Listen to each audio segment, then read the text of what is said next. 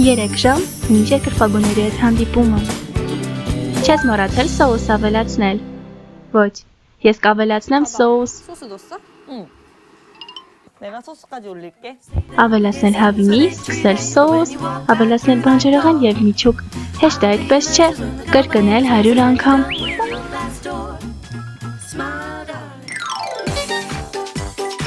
Դա նման էր աշխատանքի, որ հանում են ֆաբրիկայում։ 공장처럼 약간. Մոտավորապես այսպես։ Շատ զվարճալի էր։ Ինձ դուր է գալիս նման բաներով զբաղվելը։ Ինձ արդեն թվում էր, թե փորձառու եմ դարձել։ Հաջորդ քայլը փաթեթավորումն է։ Մեկը փաթեթավորում է, իսկ մյուսը ստիկերներ կպցնում։ Պետք է փաթեթավորել 100 չափաբաժին։